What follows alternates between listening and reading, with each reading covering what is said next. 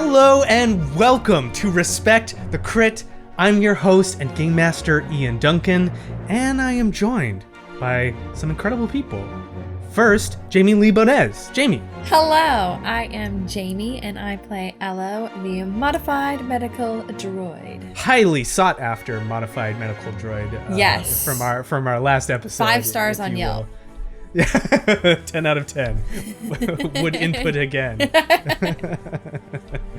And also, we are joined, as always, in perpetuity with Alex Herrera. Hi, I'm Alex, and I play Beegax, Doug Slicer. 1 star on Yelp. One star. 1 star, half a star. Too messy. Smells like ramen. Too messy, unfriendly, smells like ramen, demands specific language keyboard. So, last we left off, you guys were in the middle of a heist, and it was going pretty well. Let's get right into it. A long time ago, in a galaxy far, far away.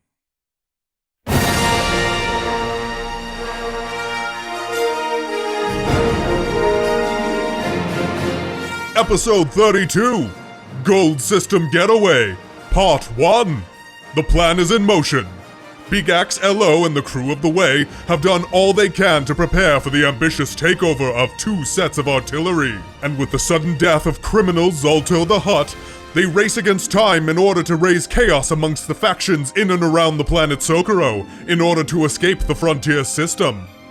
Equal parts cunning, subterfuge, bravery, and luck are required to pull off their difficult scheme, balanced upon a razor-thin margin for error. With the odds stacked against them, and the potential for it all to fall apart, Elo and Beegax submit themselves and their crew into 2 different dangerous deployments.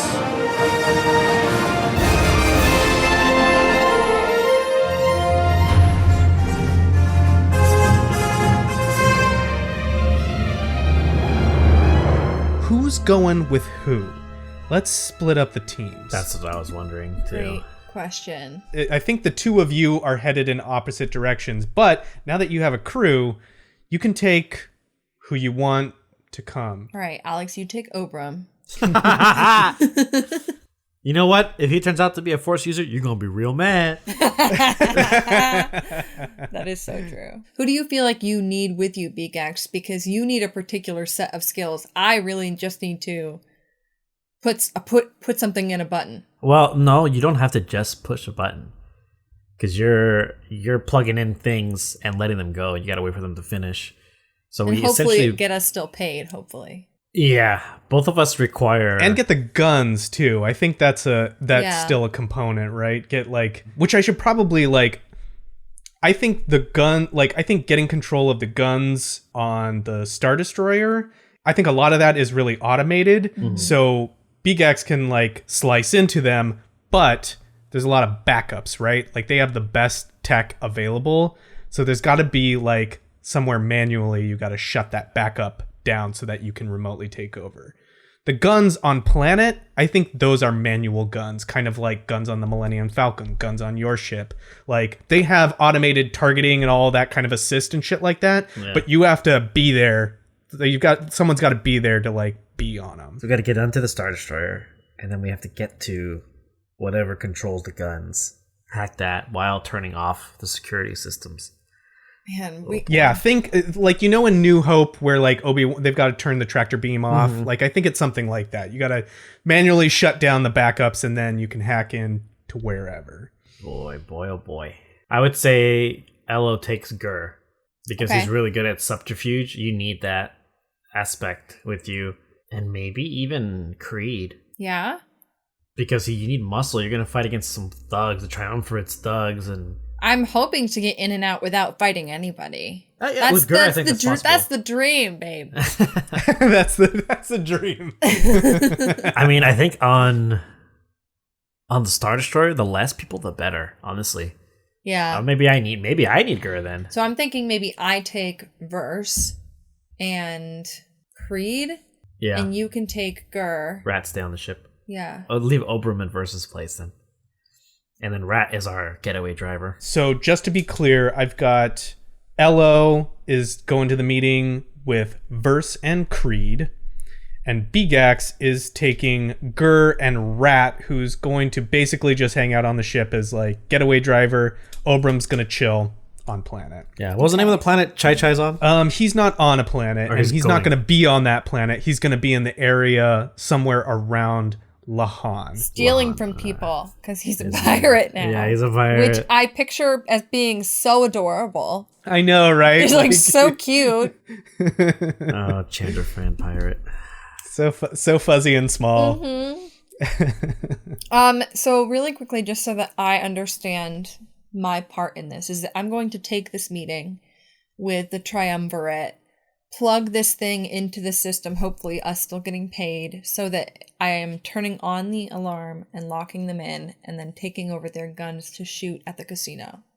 And then I'm getting out. Make sure you're not in the room when you plug those things in, because I have a feeling if you're in the room when you plug in the lock, you're not gonna be able to get out of that room. So I have to find somewhere else to plug all this in. Yeah, there's so two. I'll take There's the money, two. I'll have our meeting to take the money, leave, plug shit in, and then go. There's two of them. You gotta plug in the fire one, and then you gotta plug. Well, first the fire one, and then the lock one. All right. What's my stealth at? Let me just check. Well, if you don't do it, you can have Gur do it. He's pretty good at subterfuge. Like that's his. Oh, I have. Well, Gur. you're God taking damn Gur. it. You are taking Gur. I mean, you verse has been pretty good at deceptive-y things. Yeah. So, Elo, Jamie, you can delegate this stuff to people on your team. On my team. Like that's kind of how this is gonna go. Oh, so, perfect. I was just thinking, like, man, that's a lot of shit that I can fuck up that I am very worried about. that is why you have a crew. It's Yay. like you are being able to delegate some of this stuff to get this stuff done. This is why I love this system, because almost every other RPG is like, don't split the party. Edge of the Empire is like, split the party all you want. It's the standard George Lucas formula. Three battles at the end of every movie. Simultaneous. It's simultaneous, yeah. Absolutely. Like, it's so cool. So, everyone good? Everyone kind of got what they're doing? Yep. Yes. All right. Let's do this. Cue the Ocean's 11 music. Yeah.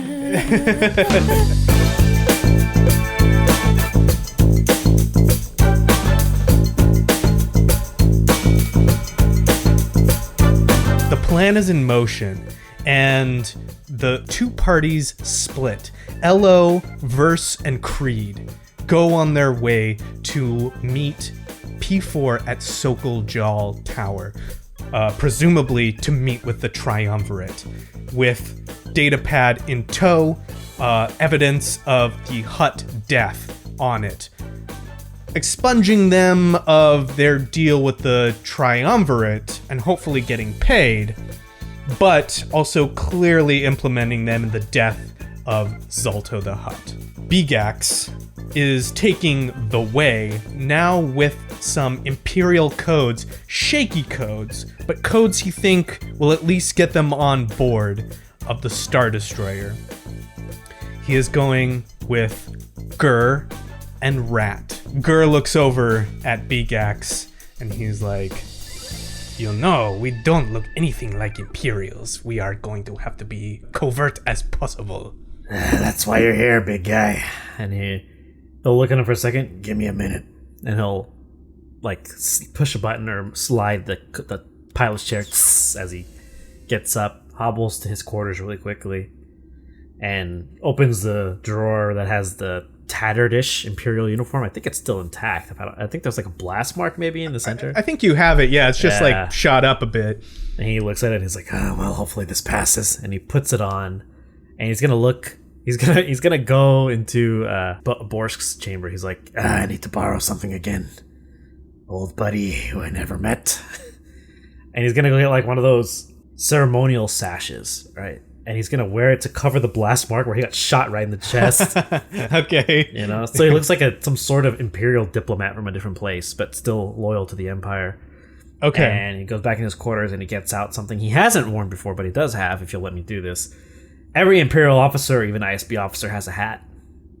And so he's going to get the hat that he never wears because, it was part of the uniform, but he is not Imperial anymore. And he looks at the hat and he's going to have like a quick flashback of being in the ISB terminal section of Malastare. Of like, imagine this, and just kind of, if you want to change it, you can, but I envision this kind of pit where there's all these like, there are Imperial like officers walking on these like walkways above. And it's this large open room, but in the floor there are several pits where all these slicers are operating, security slicers. They're cutting through different systems. Others are counterattacking slicers, but they're all in there, and you just hear the constant clacking of keyboards or decks.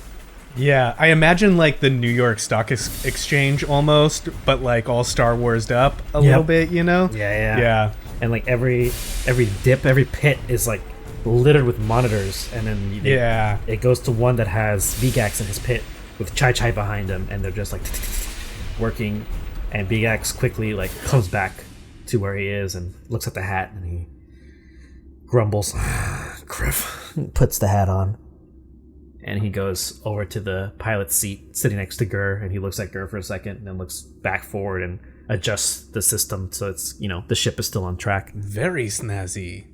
But what am I going to wear? You're gonna wear what you're wearing now. Because hopefully they only see you for a few minutes and they don't think anything of it. I've thought about this for a while, but I've never met these guys, but they're people who go undercover. I'm sure you've met plenty of them, maybe killed a few. Counterintelligence.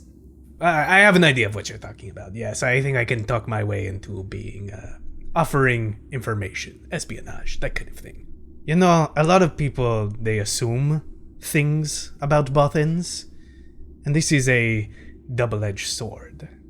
It works against us, but sometimes it also works in our favor. I am a Bothan Spynet. The two go hand in hand. Beegax nods. Yeah, that's what I'm counting on, big guy. I've really hesitated to ask this question, but the Bothan spy network, from what I understand, goes both ways. Loyalists.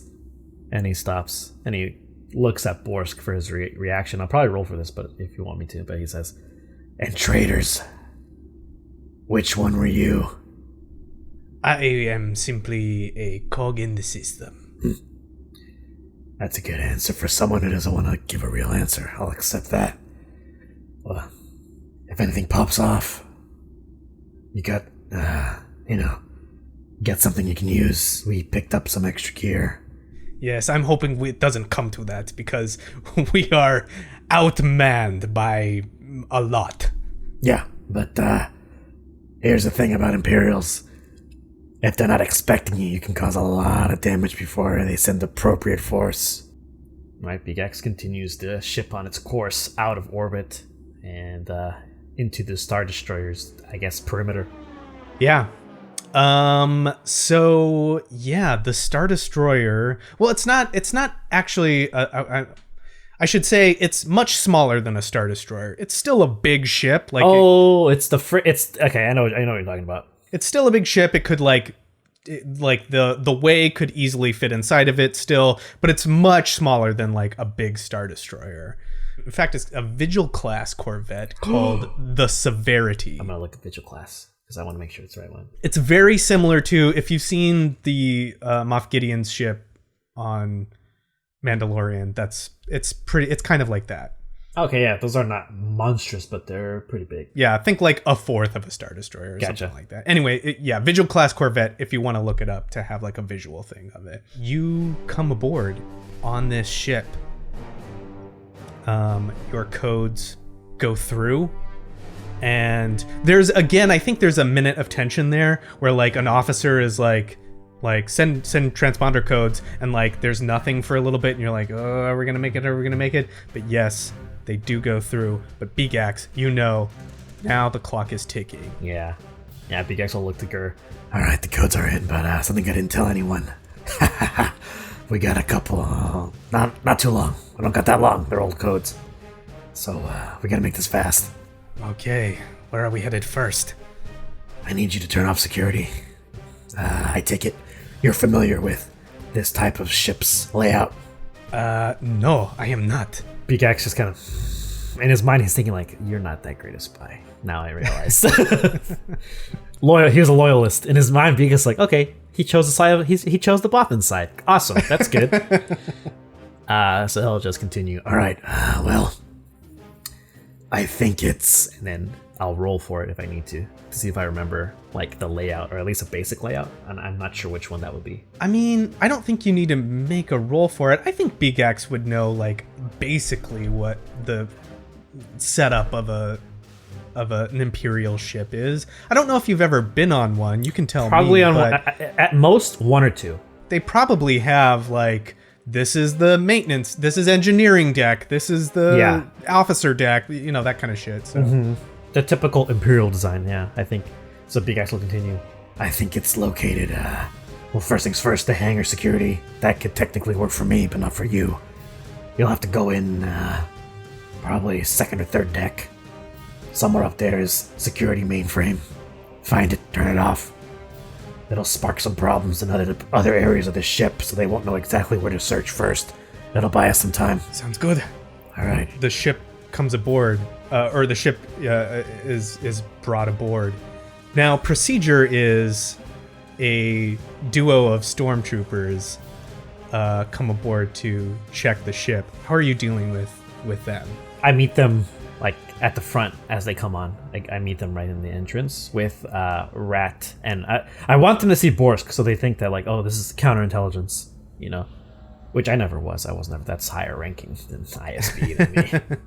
But as they come on board, I'll give them the salute, you know, like, or not. No, they have to salute me. I'm an officer, so I'll just stand there waiting for them to salute me, and then I'll tell Borsk like, Don't move. Whatever you do, don't salute them. They salute us. Okay, roll me a deception check.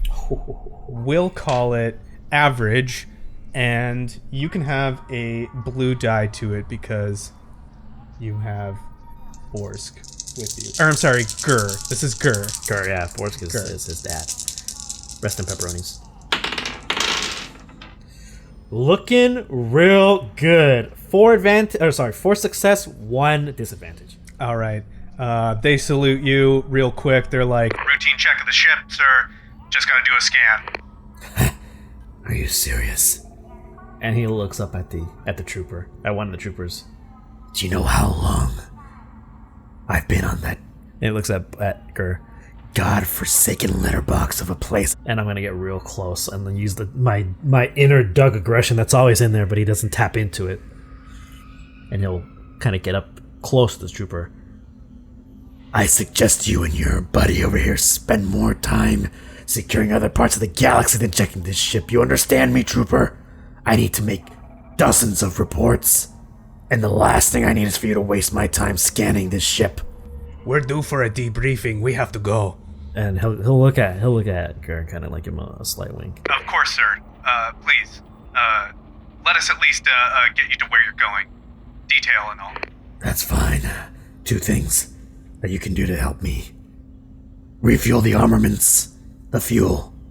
One of you take me somewhere to see my commanding officer.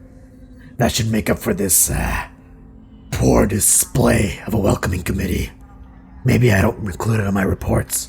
We're just doing our job, sir. Just doing our job. And he's gonna interrupt. Doing it poorly. And he gets that Doug growl. They like hold the side of their helmet, signaling that they are like calming in for something, for like people to come refuel and do that sort of thing.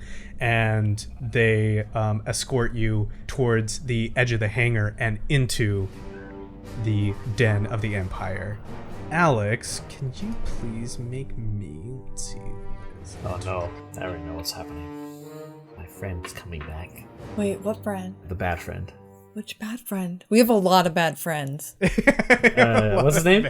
Not Tython. His name is Geralt Tyron. Tyron. Yeah, Tyron's coming. So I think just a straight up intellect. We'll call it a simple check to recall. And then 1 purple in, huh? Yeah, just 1 purple. Whoa! 4 success, 1 advantage. So a couple things that you know about being aboard here. First off, you're 100% correct. Agent Garelt Tyron is somewhere on this ship. This is the person in charge of your division on Malastare, who basically stole credit and glory from you. And with you running away with information from the Empire, could have been humiliated, but has turned that into a promotion. And Agent Tyron is somewhere here. Man, oh man.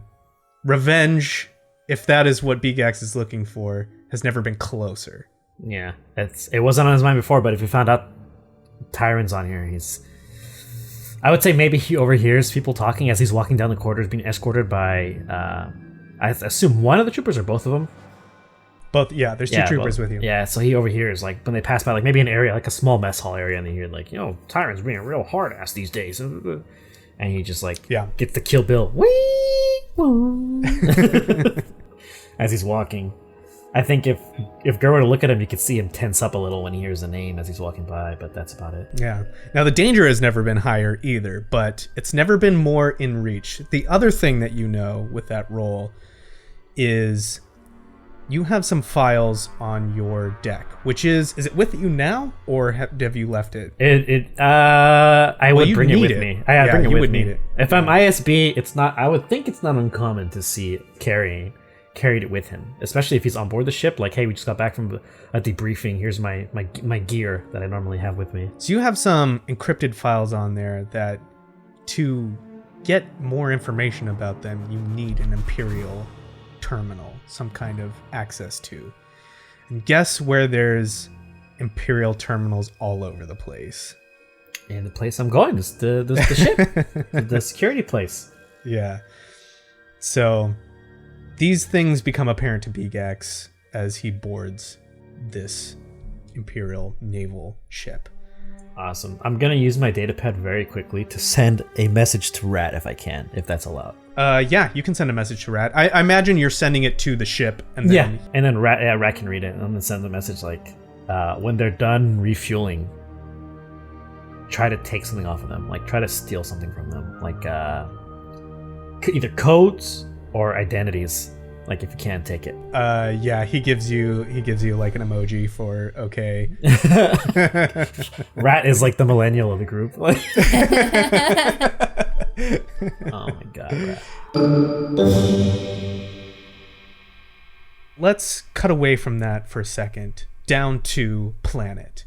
We are at Socorro Towers, these immense, beautiful towers that separate themselves both in height as well as aesthetic from the look of Vikea, the capital city that it sits in. Ships are moving all over the place. Traffic is happening. People leaving, coming in and out of the planet. And Elo, Verse, and Creed come into this area, just sort of like the thing. And of course, you see P4 standing there. They stand out because they're the only droid with synth skin, and they're like, "You have arrived. I will take you now to meet with the Triumvirate."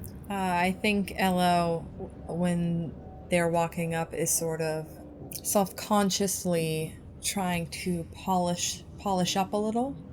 As they're walking up, they know that they're a little beat up, and it's been mentioned. This is so just really quickly before they head in, is going to do a quick little polish, and is going to nod at P4. I'm excited as well. Please lead the way, and then look towards Verse and Creed. I just did a little roll, and P4 looks Elo up and down. An excellent attempt at trying to be presentable. You bitch. Yes, I was able to rest before our meeting, as discussed. I see. Right this way. And they lead you up into sort of like an administrative wing of the tower. It looks a lot like a corporate office or something along those lines.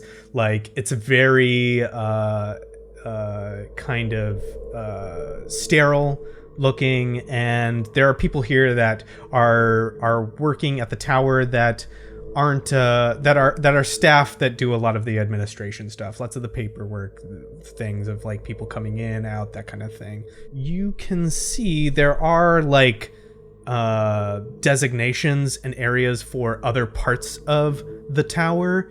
It's very clearly labeled as this is like a place that people, so you arrive and you go into a turbo lift, and it brings you up. Creed's like just sort of like putting his fingers together. I don't know what this is called, but like, yeah, it's like twiddling his fingers, I guess. Twiddling his fingers, yeah. They do ask that you put your weapons away in like a locker or like a holder or something like that. Elo would put their weapons in whatever locker holder they needed. Can I ask, though, on our way in when we were getting that layout, did we see where security was? Yes, I would think that you would be able to see where security is, yeah. Elo is going to take note of that. When you lay your disruptor pistol out, like the person who's like manning this just sort of like eyes real big and like inhale, like doesn't say anything, but like those weapons are put away somewhere safe. Verse like looks at Elo and she's like, I don't like this. Well, like I said before, Elo was hoping to have this meeting and leave unscathed and then do all the dirty work after. So hopefully this isn't an issue, and I think Elo is just going to look towards Verse. We just need to get through this. After that, we can set everything the way we need to and get out of here. And all of you, the three of you are led, NP4 are go up into the tower. Boom. The elevator goes up even higher than the casino. And it's great because you're getting this immense view of Vikea, so you're like seeing it all like very close, and you can like see places that you've been to before and that kind of thing. And like all the while ships are like moving, like flying around and like landing, and there's all kind of traffic going on as you go up. Yeah, and you arrive, and again, we see the audience, we see this beautiful meeting room that's sort of got this long table, very nicely decorated, sort of like a 360 window around the spaceport, and you are led into this room, sitting here. Now, I don't know if you've ever actually met all of these. I think it's only Jado Jinzel that you've actually seen. So what you see coming in is, first you see a big rotund human man in like a floaty seat, like a floaty chair, sort of like a Yoda chair, but much bigger. And it's sort of like hovering precariously above the floor. He is like already like drinking from like a mug of something, and his mouth is wet. Next to him is is like someone in a bunch of like smuggler leathers who's just like standing there, looking like they're out of a Matrix movie or something. And then there is a small mousy human man who is there. And Alex, why don't you tell us, give us a little description of Jado Jinzel? Jado has, I would say, this kind of black undershirt with this silver or gray kind of vest overlapping it. Same with his slacks. They are like this kind of silvery gray color with like black trim along the edges. He has on one arm kind of like all these different devices. Like they're not augments, but they're almost like an enhanced, like a power glove from the Nintendo system, kind of like a crazy looking glove with all these little devices attached to them on his left hand, and on his right hand he has underneath the tunic, you can see there's some sort of metallic clasp, like he's got, maybe there's a blaster underneath that pops out or something that's under there, maybe a knife, there's something that can come out from there, and you can tell it has these little mechanical like like a skeletal frame around the forearm. And he probably has goggles like around his neck. You know, sure. But they're very clean and pristine. Most of his gear is very clean and pristine, but he's kind of slouching as he's sitting in the chair. I assume he's not at the head of the table because he's not the spokesperson. You know, he's more behind the scenes. So he's like either on the left or right side, opposite from where the big dude is in the front chair.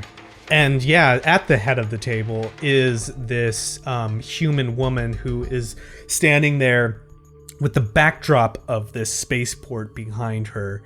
And Jamie, why don't you please give us a description of Lysa Primarch, the third of the triumvirate. Sure.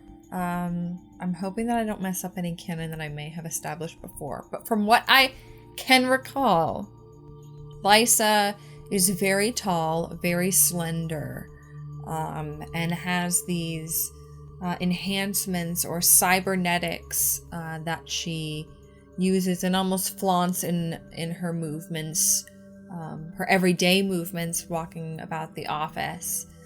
She's got some very sleek, shortened black hair with bangs.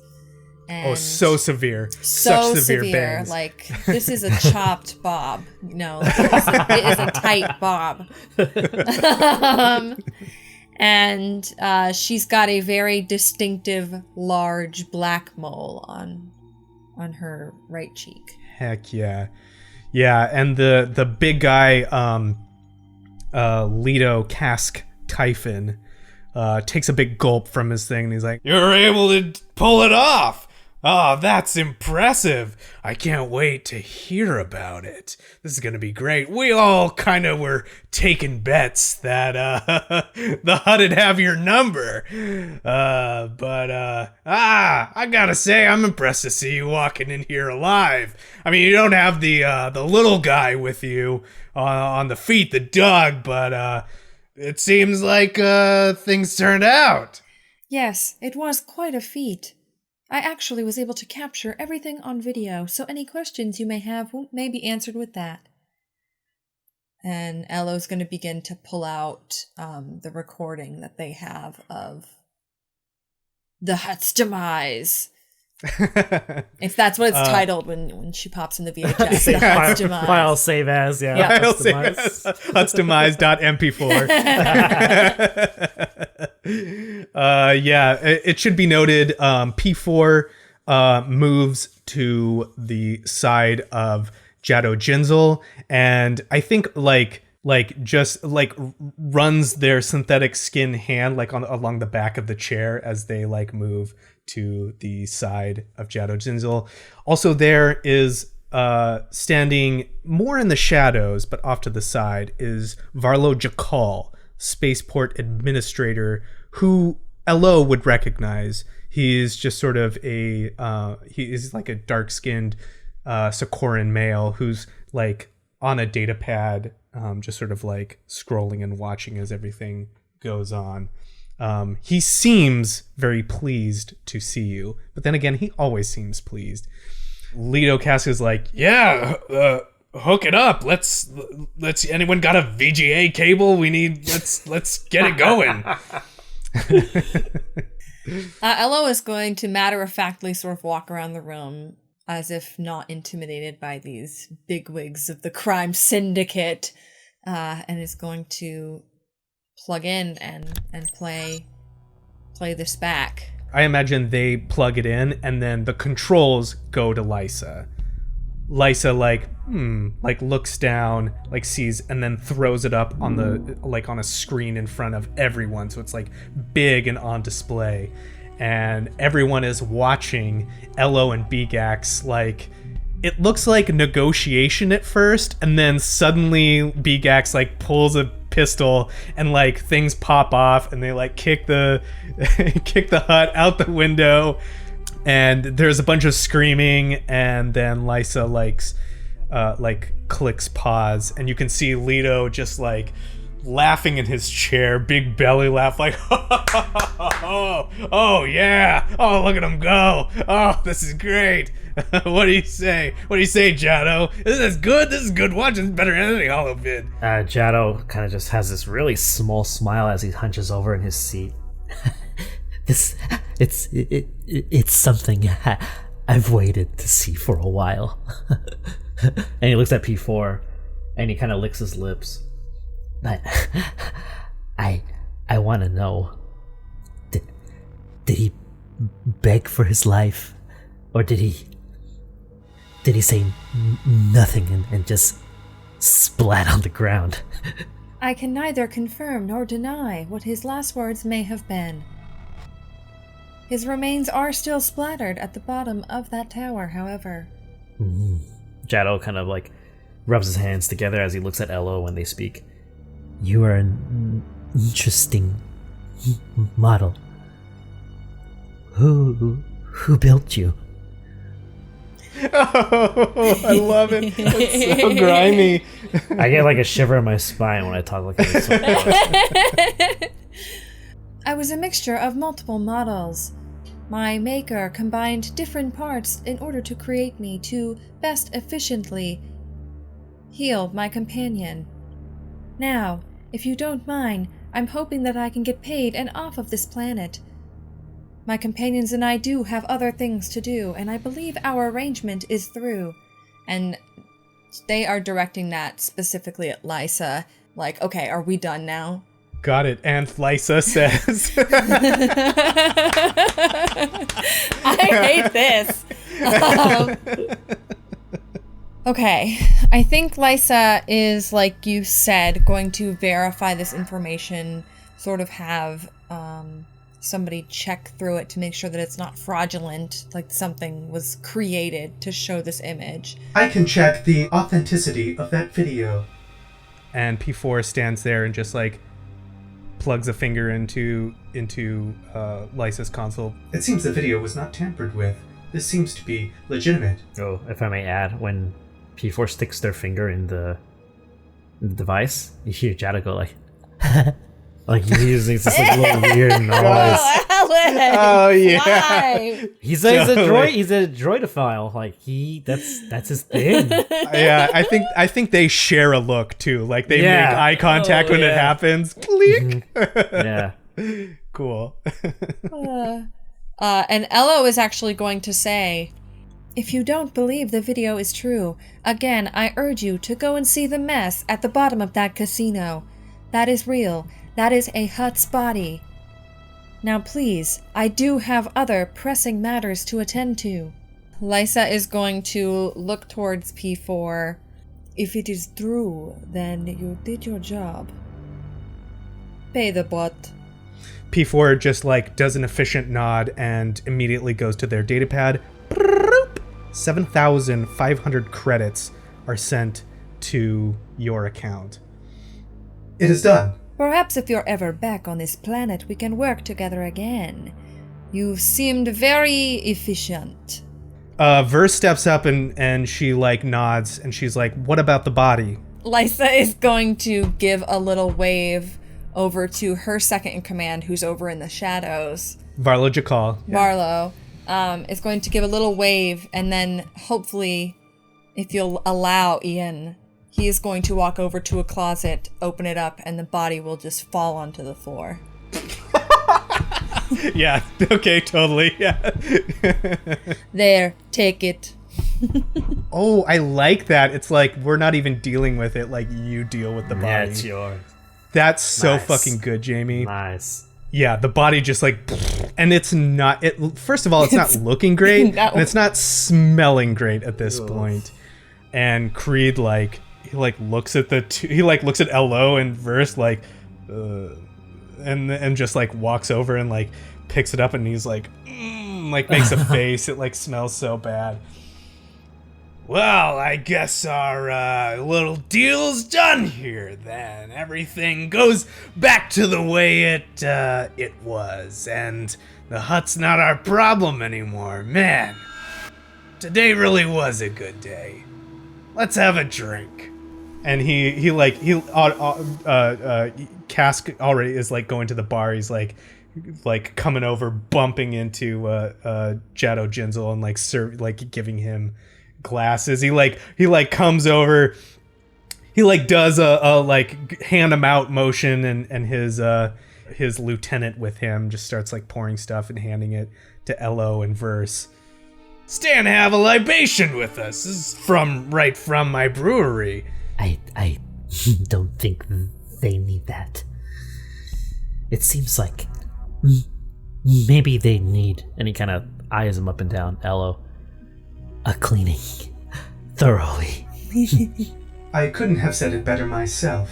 Elo is going to stare at P4 and Jado and almost give like a did you really fucking say that blink of their flashing eyes, and is going to put this flask or cask down on the table.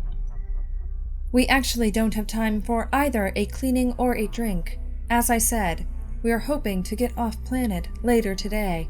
Thank you for your business. And again, like you said, if we're back on planet, perhaps we can work together again.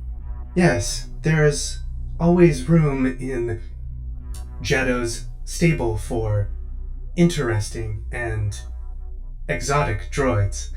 And when she says that, you hear him like make that noise. Well, okay, you got enough credits to buy whatever you want. So, happy hunting.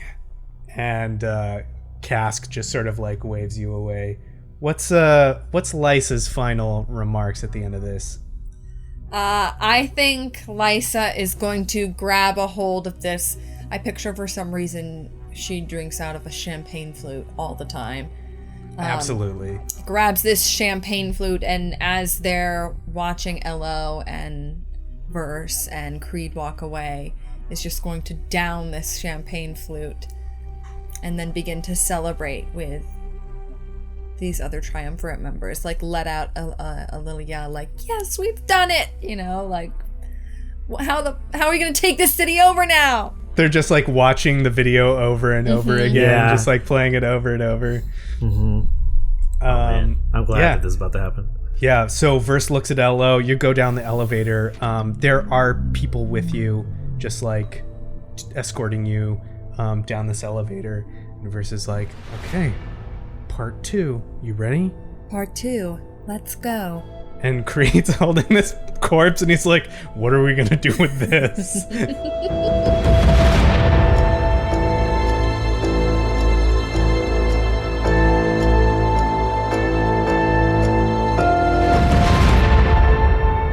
Beegax and Gur, we cut to them. They are being brought. Let's say the escort has left you at this point. Now you are on this. I keep wanting to say Star Destroyer, but it really isn't. You're on this big ship, and you are dressed at least convincingly enough right now as someone who belongs here. Gur is not, but he is by your side. What are you doing? I envision us being in like one of those. If you remember Phantom Menace, like, hey, wait in this room for people to come talk to you. It's like some sort of debriefing room, like a small, whatever conference room is available, something like that, right? Imperial conference room, I guess.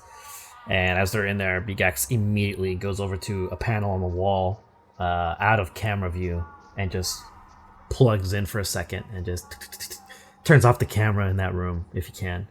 Yeah, make me a computer check.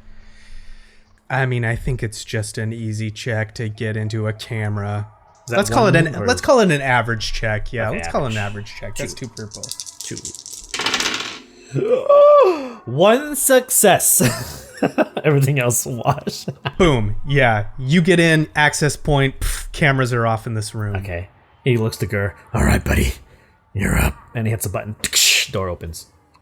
All right, I am going to security. I'll get you on comms when you are clear. At least. All right, sounds good. Oh, I'm gonna flip a light side point for this. I'm sorry, Jamie. And I'm gonna stop him. Hold on. And he'll, like one of my favorite actors, Benicio del Toro, who was in the Star Wars universe. He's gonna open his sleeve, and he's got a little wrist, and there's an extra. There's the ones he needs for what he's about to do, and then there's an extra one on the side, an extra little slicer, like it's like a little, not like a needle, but like they're flat. like a little chip, a long chip, and he pulls it out and he gives it to Gur. It'll turn off cameras along the way, if you need to. If not, bring it back. These are very useful, very expensive. He just does a little like he touches the end of his snout with it, like a little salute. Yeah, don't get it wet. Oh, sorry. I'm having a dry day today, so don't worry about it. He like wipes it off on his his clothes. All right, and then if he's on his way, I'm gonna get out and go towards the one of the control rooms, at least that's overseeing the hangar where I can do it from, and make my way there. Okay. Now, how are you making your way there? I'm walking as if I had purpose. Like I have to be somewhere. Just walking, very calmly. And I see stormtroopers, I'll salute them, but I'm not gonna waste time. I'm not gonna break stride. You know what I mean? Like I'm gonna keep rocking. If I see Imperial officers, I'm gonna acknowledge them, and I'm gonna try and look at their rank as I'm walking by, because it's very important that I salute the ones who are higher than me. Gotcha. You get a lot of stares. Like having a non-human on an Imperial ship is super stands out. Now there are non-humans that work for the Empire, and you are wearing this uniform that allows a lot of access, but you do see a lot of double takes. A lot of people just as you go by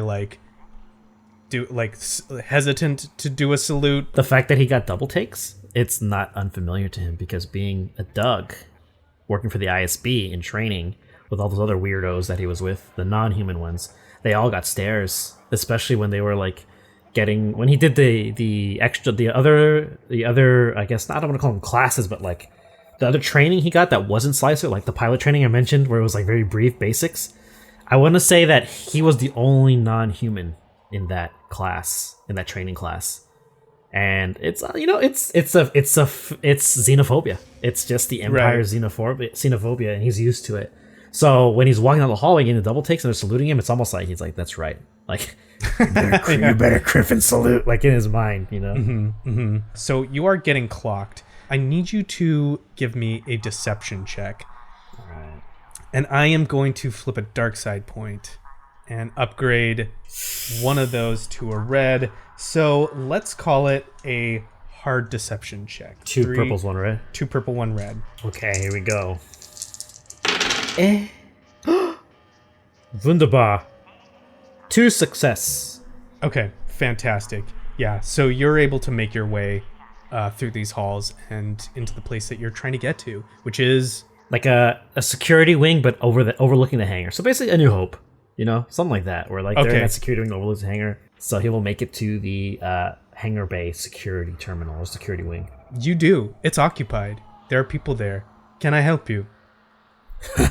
What do they look like? Sorry, I should ask that first. I mean, they look like they kind of look like you a little bit. I mean, they're all human, but they're all not in armor or anything. They're just in Imperial uniforms. Okay. He'll close the door behind him. Botano, ISB counterintelligence. He'll slowly move as he was analyzing the room. I got word. There's a security issue in here. On our level? I wasn't given any codes about that. And there's someone looking around the room, looking at everyone else, looking to see if anyone has an answer. And they're all kind of looking. How many are in here? Let's say, give me a second. Where's my dice? Let's say there are 6. Holy shit. All right. Beegax walks up to the one of the terminals where the guy's sitting. He's just gonna pick whoever looks the most meekish out of these 6. Uh-huh. He's gonna pick this one and just kind of look over his terminal, and obviously lying, right? He knows, but no one else, and he just talks to this meekish looking Imperial worker. How many times have you logged on to unsanctioned holo sites, friend? None. 0. This is all work related. And he's hiding tabs. Yeah, and Beegax has a sly smile when he sees him quickly tab out of stuff. I got him. He'll go. Do your superiors know about your behavior and how you accidentally betrayed the Empire. And it's a big lie, so I'm gonna flip the other light side point to try and, because I know you flipped one, so I'm gonna flip it back. Yeah. To try and help me with this lie. Yeah, make me a coercion check. And I think this is gonna be a hard check. That's 3 purples? 3 purples, yeah. Go ahead and do an upgrade. Let me upgrade as well. So we've still got a light side point on the table. So you've got 2 purple, 1 red, and then you can upgrade 1 die. Oh, sweet. So I got 2 yellows. Please, come on. 1 success and 1 threat. It wasn't a betrayal. I mean, the time theft. That's not a betrayal, really. Let's not get carried away here. No. You see, at the ISB, we get carried just as far as we need to go. And he's gonna look to the rest of them in the room. He'll motion for like, hey, this is your guy, to the main guy. I'm assuming the one who spoke to me first is the main guy, just kind of looking at him, or the main woman, main officer, whoever they are. And he just kind of motions to the like, this is yours. Like, do you want the ISB to handle this, or should the commanding officer? Allow me to handle this. No need for ISB to overreach into our department. You, and he gestures to the person that you called out, join me in my office. I think HR would like to have a word.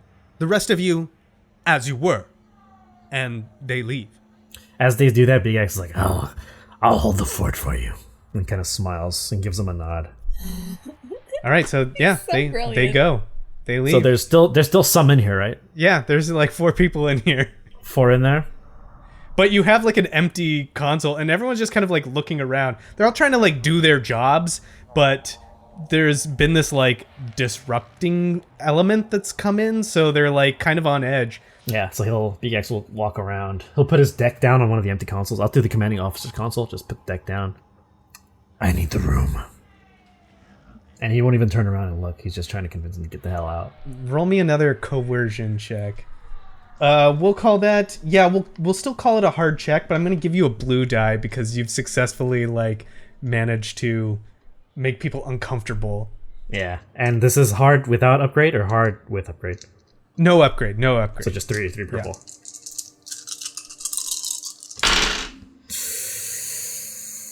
1 failure, 1 threat. Someone like looks and they're like, no, we're not gonna do that. In fact, can I see your credentials? Beegax walks up to the one who said that, like, alright, I have 1 light side point left, right? You do. If he wants my security clearance, then I'm just gonna like stick in as I'm getting up from the console, I'm gonna stick one of my hacking things into like my deck's connected. I'm gonna stick in the slicing program very subtly, and then go up to the guy and then show him my security. Oh, gotcha. Okay, gotcha.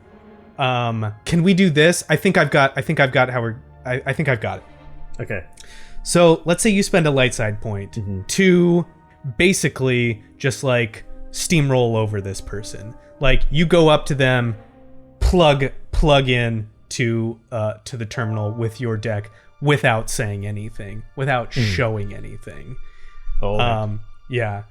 And I need you to make me a daunting computer check to get into this Imperial network. Oh boy. And I'm gonna flip a dark side point. That's 3 reds, isn't it? No, that's 3 purple, 1 red. This is all the marbles. Computers, right? Computer check. That's my best one, but with no help. This is like, ugh. Come on. We need one more triumph. Just 1 more. Oh, there's no black die, so I can't undo it. Oh, the triumph. Yes. Yes. Manifestation. 1 triumph, 1 disadvantage. Hell yeah. Okay. All the purples came up blank. That is incredible. All right.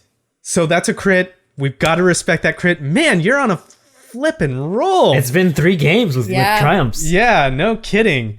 Okay. I need you to tell me what, like, you've plugged in. You spend a light side point to sort of like intimidate this person. And now you have access to the Imperial database. With the Triumph, tell me, my man, what is it that you're accessing here? So I just plug in, and I'm looking at the guy as I'm doing this, and I'm going to say, all right, it's your funeral. I'm going to give my friend Gur some help, and my favorite thing to do is turn on the fire control systems. Okay, cool. I think you hit execute. We follow like a stream of data as it goes from Beegax's custom deck into an Imperial system, and like finding its way through these systems, and then suddenly like sirens turn on where like Gur is around. He looks up, like does a little smile, kind of knows what's going on, and then we have a paneled version of this going on. So we have like Beegax like sneering over this like person at this console. We have Gur like making his way to security down the way. And then Elo, Verse, and Creed are like, he's got this body, and they're like marching their way down this hall as everyone like moves with purpose towards capturing the weapons of these things on this insane heist. And that is where we will end the episode.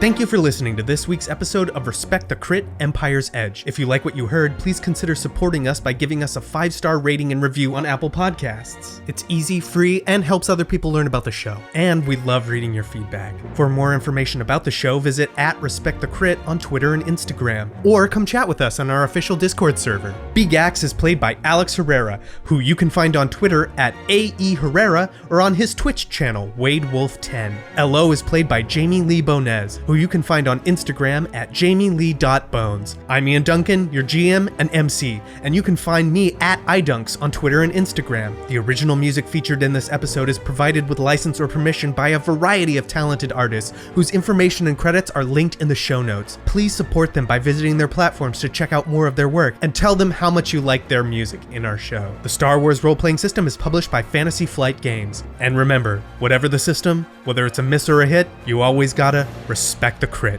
Thank you very much, and may the Force be with you.